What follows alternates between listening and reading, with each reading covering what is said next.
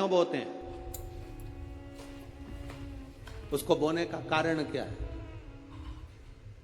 केवल कोई कहे कि हम ठाकुर जी को भजते हैं, भगवान कृष्ण को भजते हैं, कोई कहे हम तिरुपति बालाजी को, नारायण को भजते हैं, कोई कहता है कि हम हरि विठ्ठल को, पांडुरंगा को भजते हैं, हमारे यहाँ हाँ हम इनको भजते हैं तो जवारे नहीं बोते। ना ना, पुष्टि मार्गी है, ठाकुर जी की सेवा करने वाला है, उसके यहाँ भी ये 9 दिन जवारे बोए जाते हैं। रामानुज संप्रदाय से जुड़ा हुआ है, नारायण की पूजन कर रहा है, उसके घर में भी जवारे बोए जाते हैं। पांडुरंगा हरि विठ्ठल की उपासना कर रहा है, उसके घर में भी जवारे बोए जाते हैं।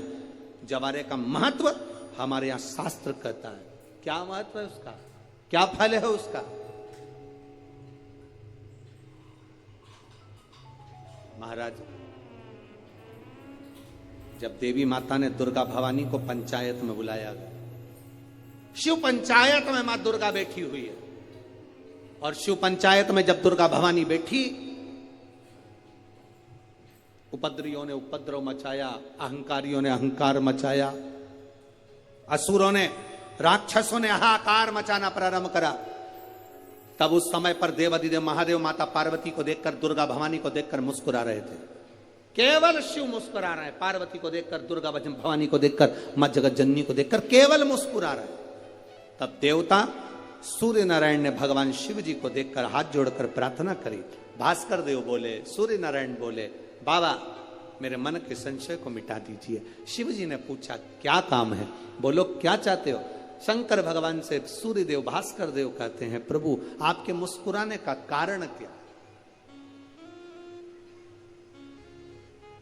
भारत की भूमि पर जितनी जगह पर भी आप लोग कथा सुन रहे हो, आस्था चैनल पर, फेसबुक, यूट्यूब पर जितने लोग कथा सुन रहे हो, बड़े ध्यान से सुनना कि जवारे क्यों बोए जाते हैं। नवरात्रि में जवारे की महत्वता क्यों होती है, क्यों बोया जाता है, मिट्टी में गेहूं डालकर क्यों उत्पन्न किया जाता है, उसकी महत्वता क्या है? सूर्य नारायण पूछ रहे हैं भगवान देवाधिदेव महादेव से, आप दुर्गा भवानी को देखकर मुस्कुराए, आप हंसे हैं, आपके चेहरे पर प्रसन्नता आई है, कारण? महाराज देवाधिदेव महादेव ने कहा, यहां भगवान विष्णु,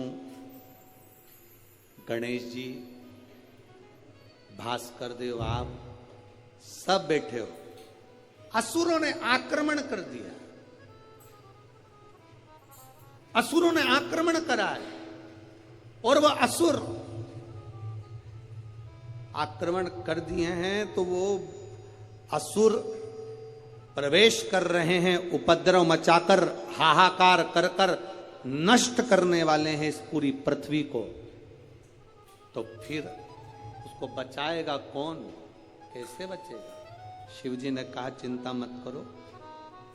दुर्गा ने अपने केश का स्मरण किया, एक केश को माता पार्वती जी ने अपने हाथों से छुआ, छूते ही एक कुंड में सुंदर जवारे उत्पन्न हुए हैं। जब तक वो जवारे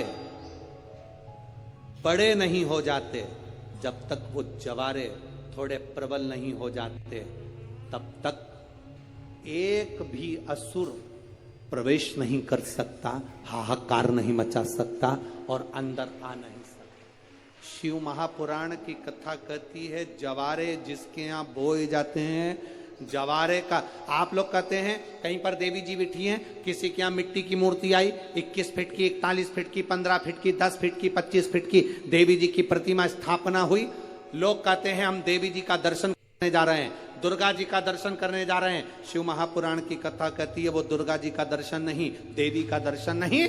नवरात्रे में जहां जवारे बोए जाते हैं वहां मात्र आप पांव रखते हैं तो अपने घर में से क्लेश दूर हट जाता है, अहंकार दूर हट जाता है, अभिमतता दूर हट जाती है, तकलीफें दूर हट जाती है।